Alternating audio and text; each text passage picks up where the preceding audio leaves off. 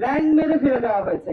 আমি বলবো এখানে সাংবাদিককে ল্যাং মারা হয়নি, ল্যাং মারা হয়েছে ডক্টর মোহাম্মদ ইউনূসকে, ল্যাং মারা হয়েছে তথ্য উপদেষ্টাকে, ল্যাং মারা হয়েছে বাংলাদেশের পুলিশ প্রধানকে, এবং ল্যাং মারা হয়েছে বাংলাদেশের চতুর্থ স্তম্ভ গণমাধ্যমকে, অর্থাৎ বাংলাদেশকে ল্যাং মারা হয়েছে।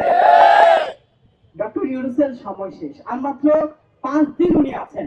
এই 5 দিনের শেষ মুহূর্তে, শেষ ভালো তার যার সব ভালো তার বলা হয়, শেষ মুহূর্তে তিনি তার যে যতটুকু সুনাম কামিয়েছেন, এই কালকে ল্যাং মারার মধ্য দিয়ে ওনার পুরো সুনাম কিন্তু ল্যাং মারা হয়ে গেছে। এটি যে ওনাকে অপমান করা হয়েছে এটা হয়তো উনি বুঝতে পারবেন না, কারণ এখন উনি চলেন হচ্ছে এখন ওনার অনেক আশপাশে অনেক মিডিয়া আছে, ওনাকে রাষ্ট্রীয় সংবাদ মাধ্যম কভার করে, আমরা কভার না করলে চলবে না। কিন্তু উনি ভুলে যাবেন না আপনি যে আর মাত্র 5 দিন পরে আপনাকে সাধারণ মানুষের কাতারে আসতে হবে, এই মিডিয়াগুলোর এই ক্যামেরাগুলোর সামনে আপনাকে দাঁড়াইতে হবে।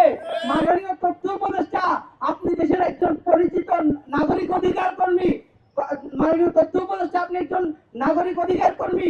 আমরা জানি আপনাকে এই সরকার থেকে নামার পর থেকে আবারও মিডিয়ার সামনে এসে দাঁড়াইতে হবে, জানা উচিত নয়। কিন্তু কোন মুখে আপনি দাঁড়াবেন? এই 24 ঘন্টা চলে গেল, আমার সাংবাদিক সহকর্মীদের উপর হামলা হলো, আপনি কোন পদক্ষেপ নিয়েছেন? আপনি তো আমাদের দায়িত্বশীল, আপনার তো দায়িত্ব ছিল আমাদের পক্ষ নিয়ে পুলিশকে জবাবদিহিতা করা, আপনি কিছু করেছেন? আপনার মন্ত্রণালয় কোনো বিবৃতি দিয়েছে? কোনো কিছু করেননি। আমরা শুধু এটুকু কথা রেখে গেলাম, আগামী 5 দিন পর আমাদের কাতারে আপনাকেও আসতে হবে, আমাদের ক্যামেরার সামনে আপনাকে দাঁড়াইতে হবে। সেদিন আপনি কোন মুখে দাঁড়াবেন এইটুকু আপনি ভেবে নেবেন। এভাবে করে পিটিয়ে জখম করা, আপনারা অনেকে এখানে আছেন, অনেকে আসতে পারেননি। আমার কয়েকজনের সাথে কথা হয়েছে সাংবাদিক, তারা বলছেন যে ভাই আমি বিছানা থেকে উঠতে পারছি না, আসতে পারছি না। মানে এভাবে করে পিটানো হয়েছে। সাংবাদিকদের কেন এভাবে মারা হবে আপনারা বলেন? এর বিচার কি তাড়াতাড়ি চান আপনারা? আমরা চাই খুব দ্রুত রাষ্ট্রীয় ব্যবস্থাপনায় এবং বিশেষ করে আইন শৃঙ্খলা রক্ষাকারী বাহিনী যারা রয়েছেন, ঊর্ধ্বতন কর্মকর্তা, তারা এর সুষ্ঠু সমাধান দিবেন, বিচার দিবেন। বিচার না হওয়া পর্যন্ত আমরা আসলে এই আমাদের যে কর্মসূচি সেটি চালিয়ে যাব, এবং এর বিচার যতক্ষণ পর্যন্ত না হবে আমরা সংবাদ সংগ্রহের ক্ষেত্রে আমরা আরো কঠোর অবস্থানে যাব। এখন নিয়মিত আপনারা ধিক্কারের শিকার হবেন। আপনাদেরকে কেউ এভাবে লাথি দিলে আমাদের সংবাদকর্মীরা আর পাশে দাঁড়াবে না। দ্রুত আমাদের সংবাদকর্মীদের উপর যে হামলা হয়েছে, এই ঘটনার আপনারা কিছু করবেন সেটুকু প্রত্যাশা রাখছি। কোনো আলটিমেটাম দিব না, আর আপনাদেরকে আমাদের বলার মুখও নাই।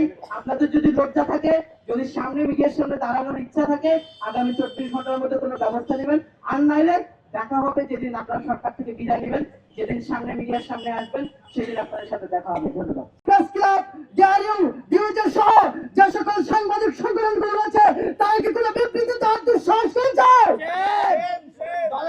তারা কোনো নাই, তারা কিসের সংগঠন চালায়? তারা কি দলের সংগঠন চালায় নাকি সাংবাদিকদের সংগঠন?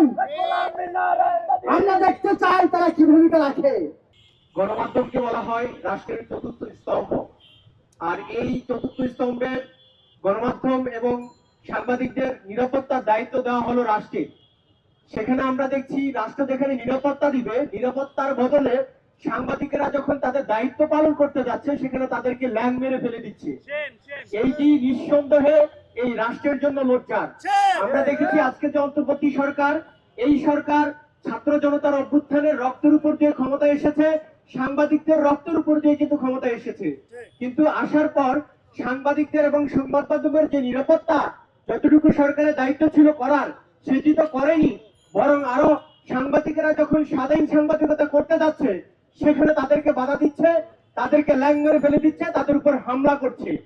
সরকারের প্রতি আমাদের আহ্বান থাকবে, এই কাজগুলো পুলিশের যেসব সদস্যরা অতি উৎসাহিত হয়ে করেছে তাদেরকে চিহ্নিত করে অবিলম্বে আইনের আওতায় আনতে হবে, তাদেরকে চাকরিচ্যুত করতে হবে, এবং তারা যে অপরাধ করেছে সেটির শাস্তির মুখোমুখি করতে হবে।